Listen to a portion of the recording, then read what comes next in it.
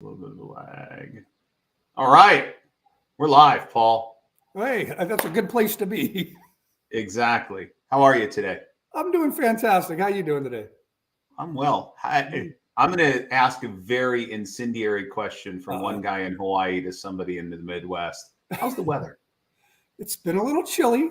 That's the difference between the t-shirt you're wearing and the sweatshirt I'm wearing. What color is the sky? It's gray, and it's with streaks of white in it. And I think the streaks of white are actually contrails, so I can't even count it as cloud. Yeah, or chemical fallout. Always a possibility. No, we've had actually the last couple of days we've had a little bit of snow squall here and there, so lake effect snow. But it's nice. I like it. I love snow. That's good. My wife and I were going back to Michigan for the holidays, and it's almost like I'm under contract to take the kids sledding, regardless of what the weather does. Awesome. And so if I show up and there's some snow, that's going to be to my benefit. Not, who doesn't enjoy a white Christmas, man? Exactly. Well, my mother-in-law is 92, and she lives the Maumee River is in their backyard. It's about 300 yards from the back of their house down to the Maumee.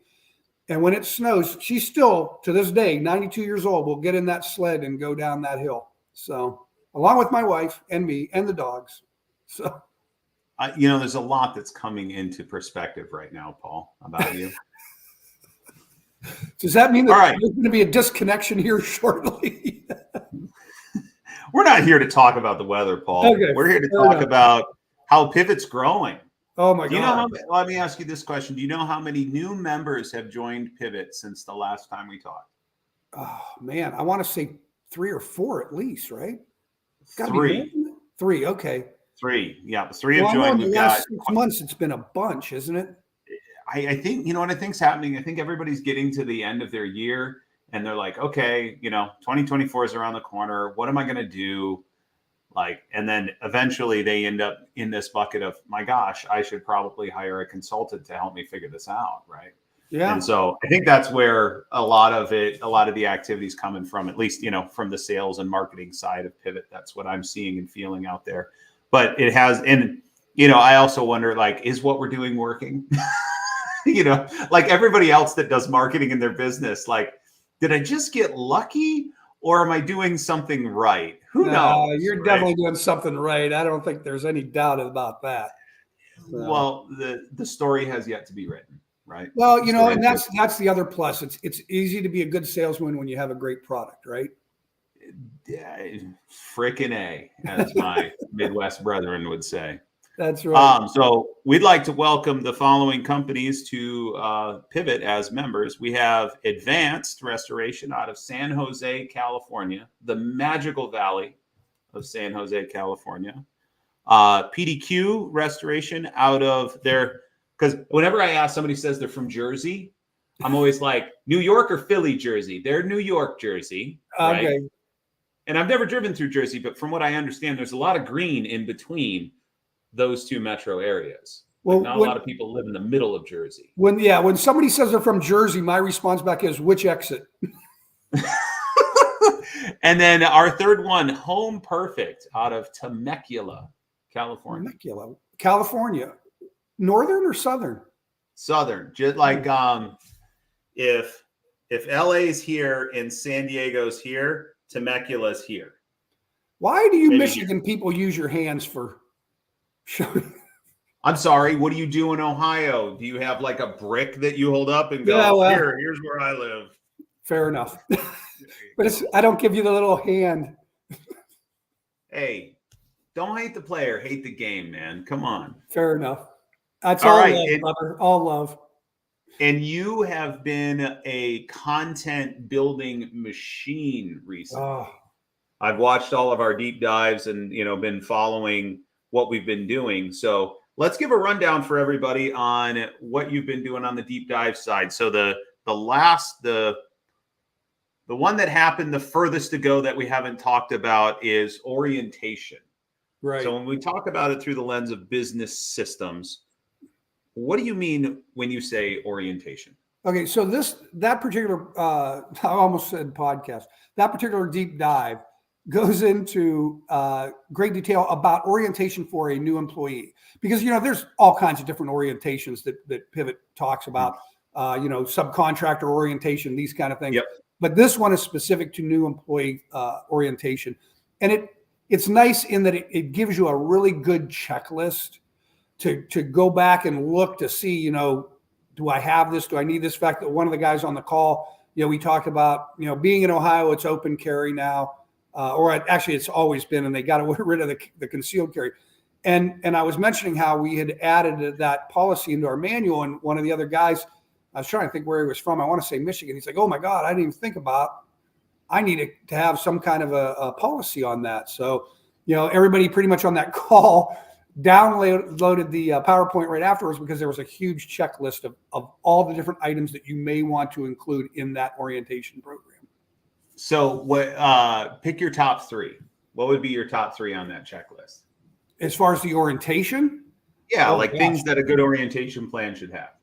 The top 3, boy, that's a toughie, because all of them are so important. I think probably one of the biggest ones, though, is just educating them as to what you expect them to do in regards to a customer. Whether you have a threshold statement where, it's always the same thing when you walk across somebody's door threshold to say, hi, I'm from the company and this is what I'm doing, or what it is. But anything that's interactive with the customer, I would rate very top of my, or top of list as far as that goes. So there's probably 3 or 4 different things in there. But after that, appearance, which I would throw into the category of customer, those are probably the 2 biggest things that, everybody should always be looking about what they're, or concerned about what their outward facing persona is. And that is just the biggest thing, period. So what's your company policy on face tattoos? That's great. I asked because I had to cross this bridge. That we allowed if we work in the warehouse. If you're doing work in our warehouse on the contents end of things, we do allow it on job sites where a customer isn't present. Honestly, we haven't run into it that much. Typically with tattoos, we do say if you have sleeve tattoos, you have to wear long sleeve shirts and that kind of thing. But this culture is changing so rapidly. Yeah. It is so difficult to try to keep up with some of the different things that are going on. I do know of a guy, a friend of mine who owns it's a manufacturing company, had somebody apply and they found out he identified as a panda. And I showed up like to a work. Bear. Yes. Like a panda bear. Yeah. Okay. And he showed up to work dressed in a panda suit. He ended up leaving on his own reconnaissance, but it caused them to adopt a policy about what you can and cannot do, and as far as uniforms and that, because like I said, it was a manufacturing thing. Just strange. What happened to him? His panda suit got caught in the assembly line. No, he was actually an office worker, but there were other issues. We'll just leave it at that. Goodness. I know for us,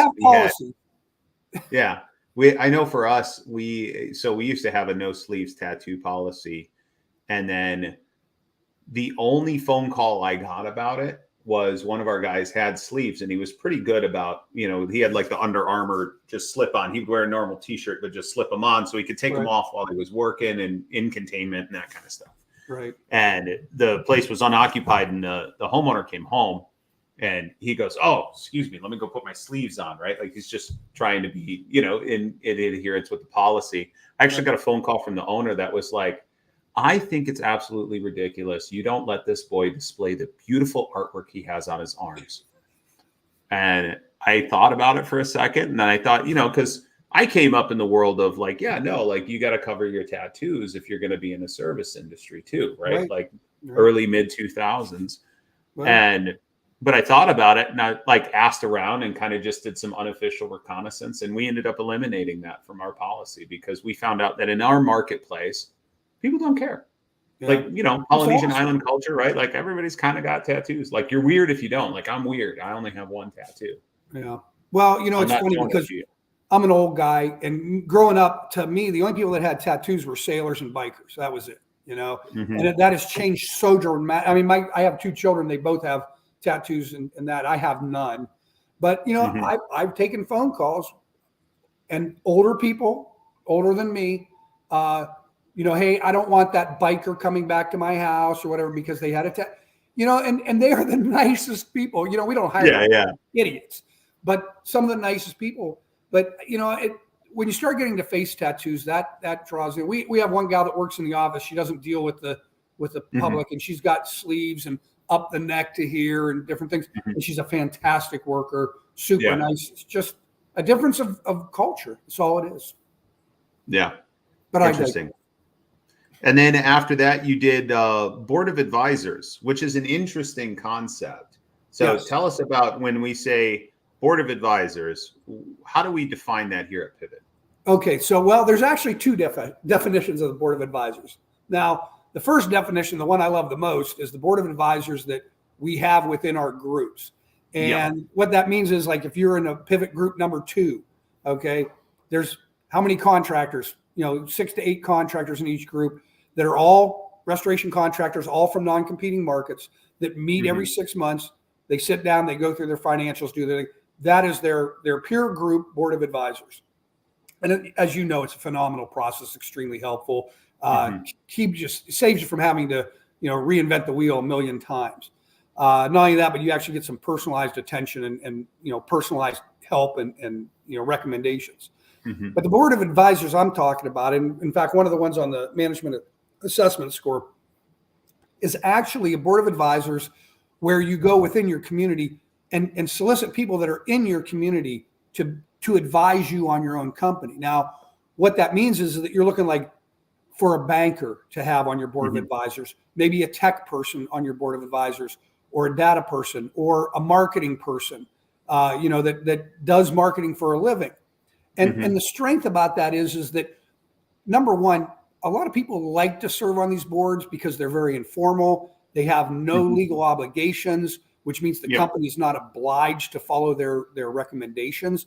But it's a way of them building their resume and saying, well, I'm associated with that. Now, from the company end of things, you're creating a network, because these people are going to talk about your company to a lot of people that you may or may not necessarily run into. Not only that, but they give you avenues, like particularly with banking and real estate, that at a time that you might need a banking service or additional real estate or stuff, you've got that ability within your own board to find that.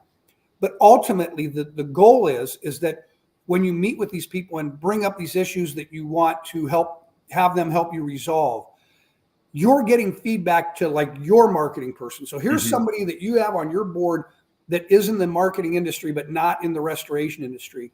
They're going to be offering advice and help to your marketing people. So they're getting to see some of the other things that are outside of their normal realm and things that help that company grow. So having a Board of Advisors is multifaceted helpful. There's so many different benefits that you can achieve from that. And so in the deep dive, we basically lay out a rough outline of what it is and how we go about it and how to put it together so that you can get the most benefit out of it. Got it. How often would you recommend that a Board of Advisors meets in that capacity? It varies, because, the reason for putting on a Board of Advisors is so that you are solving a problem. So if the problem you're trying to solve is, I want to grow, then you need to put some kind of a timeline on that, because if people are going to join that board, they're going to want to know how long you are supposed to, be on that board.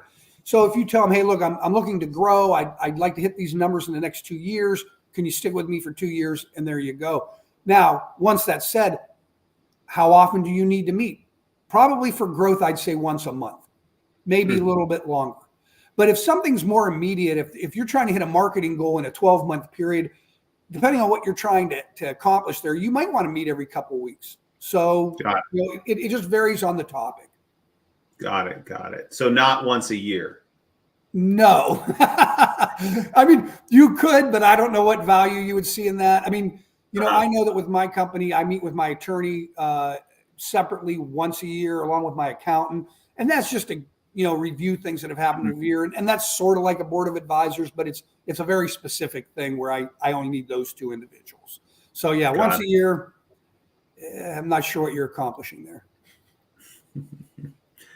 And then today, right? You did organizational chart. We did org chart today. Yeah. Very straightforward, easy topic to handle, but few good tidbits in there are good to follow. In fact, if you said, what's the singular most important thing about an org chart? chart, it's about positions, not people.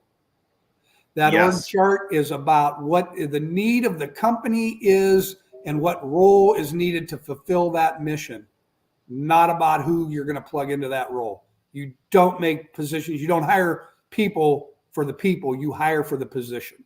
And it's the same with the org chart.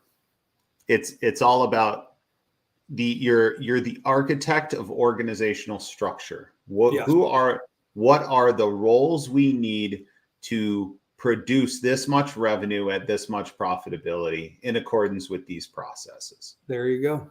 That's exactly right. And it's interesting too, because as the typical org chart, and the one that's on the Pivot website, is a hierarchical org chart, which shows who reports to who, that kind of thing. But there's other types of org charts. We didn't go into it in any detail other than to mention them. But there's one that I just find super interesting. It's called a matrix org chart. And it's more about the interactions within the company and who trusts who and who talks to who and why. And that is more about the functionality of the company from an individual standpoint than it really is about organizational from a departmental standpoint. So just a little tidbit there.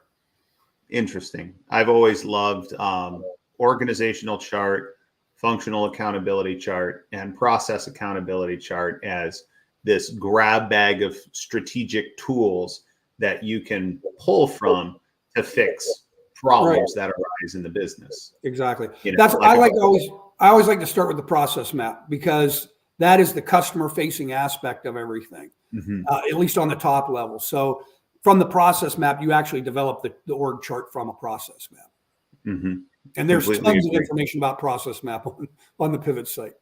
Yeah, there's cartwheels of information. Yes. They just go on forever. And then next week, it's the last one for the year, right? You're signing off after next week? Yeah. And it's about policy manual. Yeah. And it's going to be another checklist one. It's going to be, here's all the things you probably ought to think about. Now, obviously, we're not offering, attorney advice here. Yeah. we always recommend that you have your attorney or an attorney. Together. But as a checklist, it's good to know all the things that are out there, or as many as you can possibly think of, because there's always something new coming up. So, it's like I said, it's a nice checklist, and the do's and the don'ts, basically. Yeah. I always say, like, a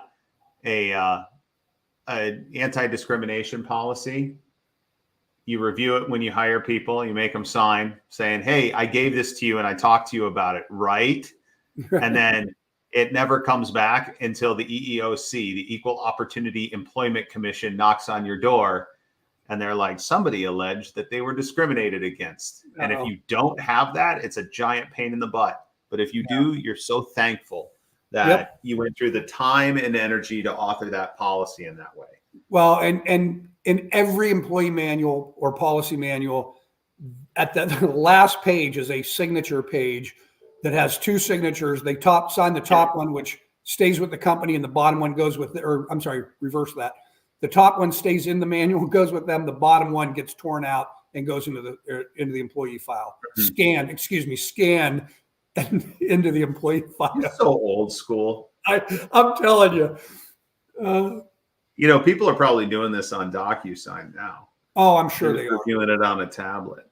Well, I insisted that we hand them a printed manual, because it to me, it eliminates excuses. They have it, that's there, and they're more likely to look at it, to be honest with you. It's true. So, I'm always a big fan of policies that actually have function. Yeah. That's always a big help. Well, like the policy of you can't smoke on a job site. Right. Sorry. If you got a guy that smokes on the crew, he's probably going to smoke on the job site. And so defining where it's acceptable to smoke on the job site is very, very important. I would agree. It was funny that you mentioned the EEOC, because I was trying to think. We did a deep dive a couple months ago, and that was a decent portion of it was the EEOC stuff. It was interesting reading, because that was written in the mid 60s. And so it's interesting to read. One of the key takeaways was that, it's written that you can't discriminate against anybody On the regardless basis of race, right. gender. Yeah.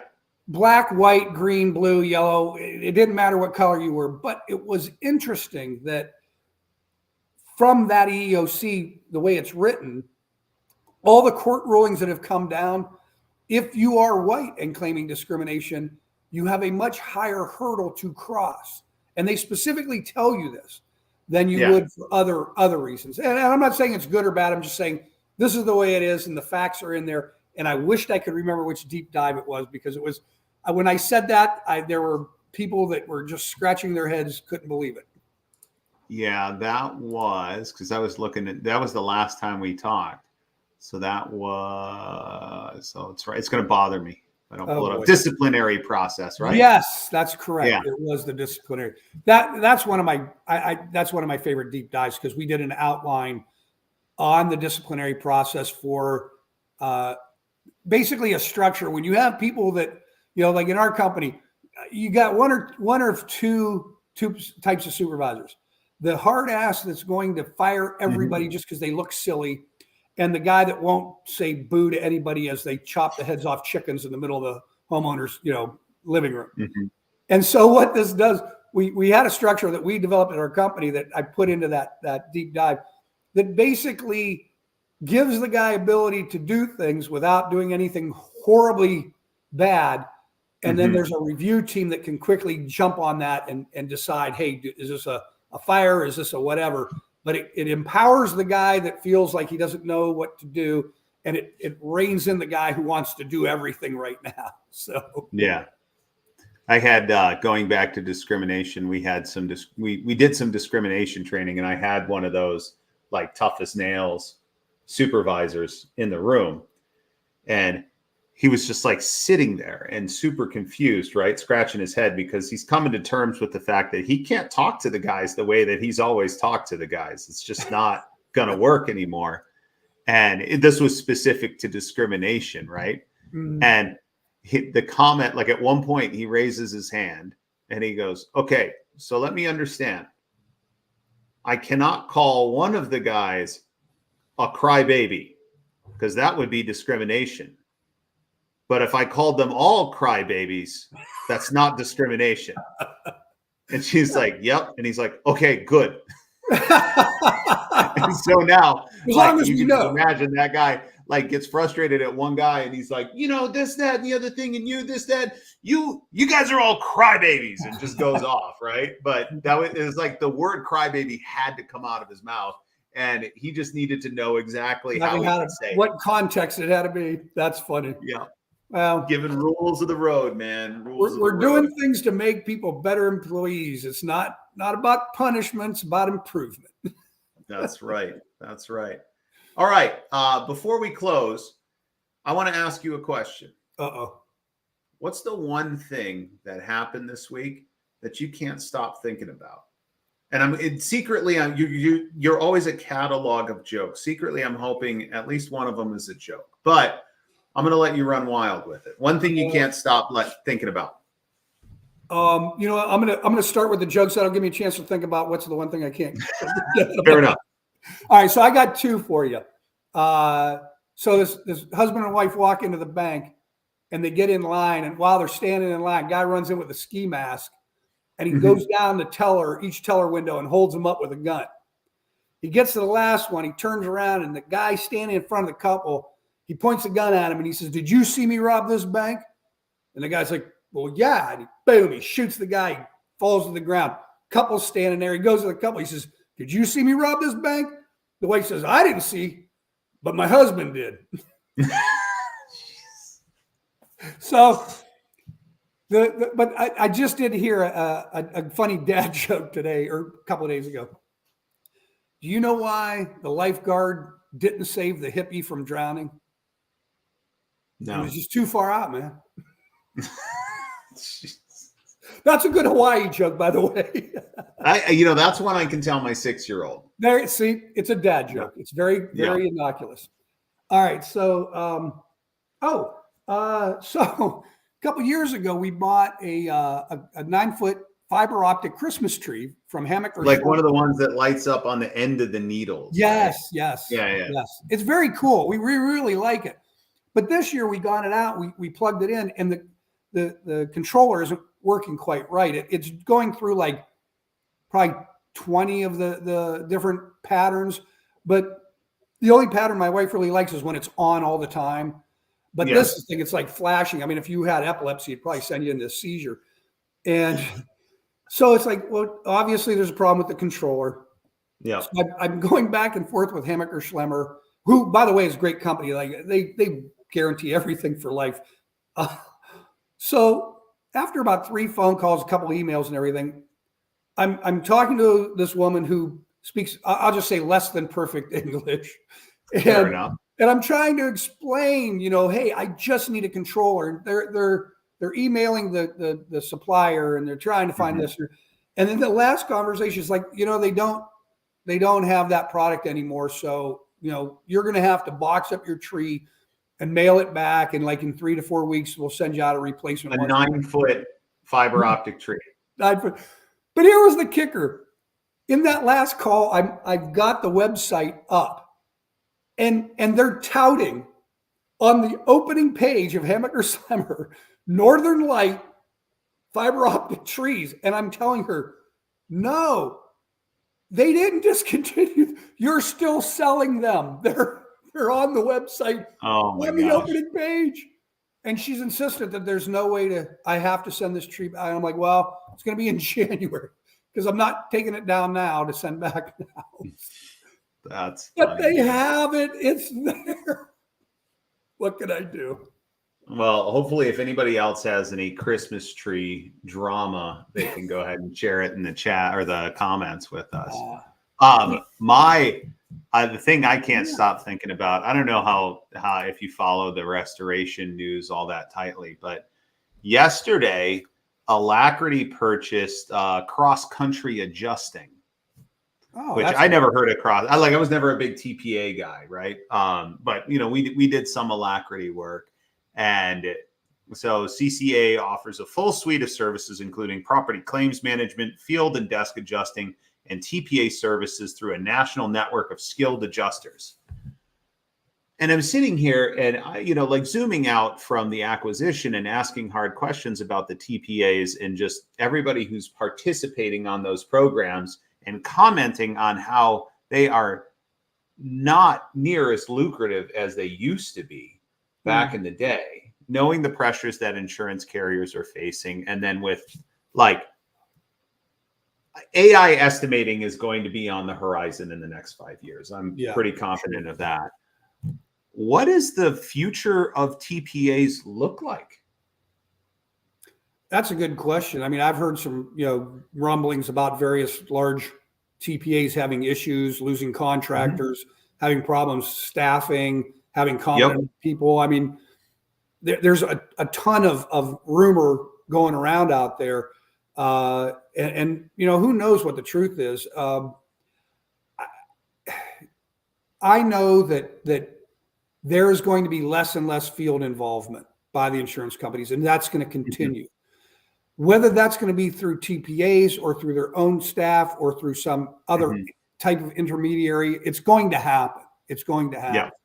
So the question is that how? And right now, I was looking at some profit and loss or loss ratios of some companies. I can't remember where the source was. And there are some companies out there that are just hemorrhaging money. I mean, hemorrhaging money. So the question comes back to me, or in my mind is that,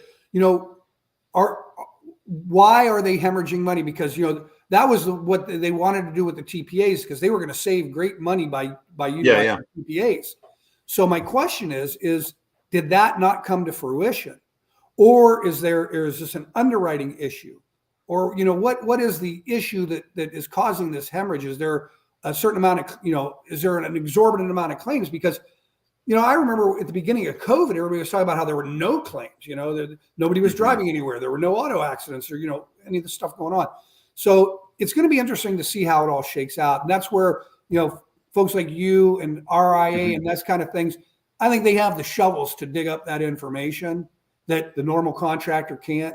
And I think that it's going to be interesting to see where this heads, because if I had to make a prediction, my prediction will be is that, you're going to see insurance companies hiring people to review estimates that are being written similar to a TPA situation, but not with a TPA involved. Because I think that from what I've seen with TPAs, they have some of them, I'm not saying they all operate the same, but the ones that I have seen, they have added extra layers that have driven down customer satisfaction.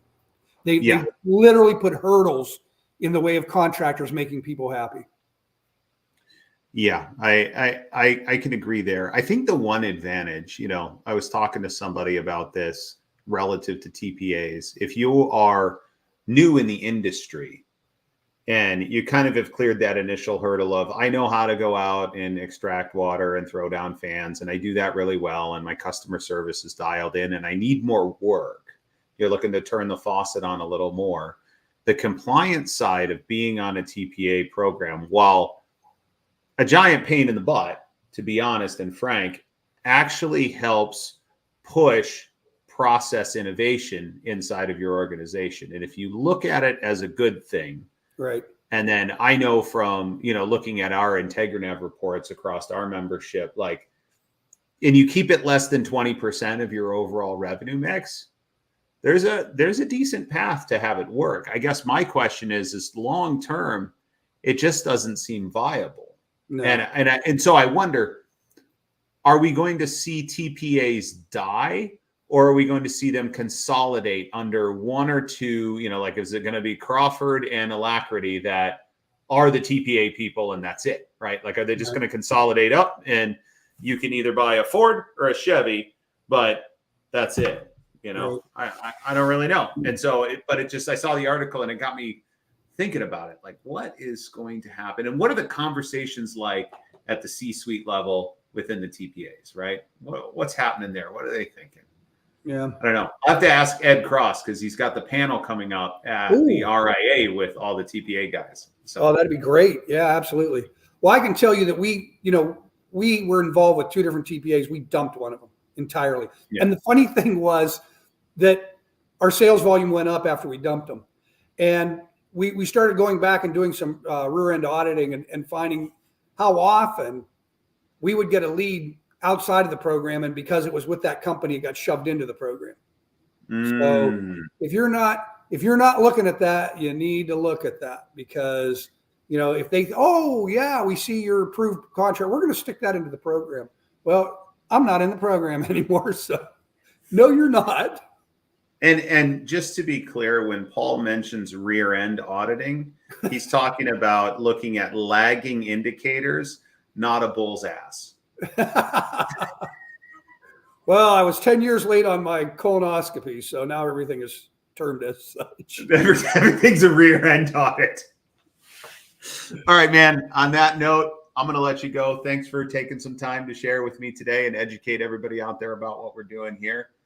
Congratulations again to Advanced, PDQ, and Home Perfect for joining us. Welcome aboard. And I think let's set something up for January when you get the content engine fired back up after the holiday. We can definitely do that. Right on. Thanks so much, Paul. Brother. Good seeing you again. Take care.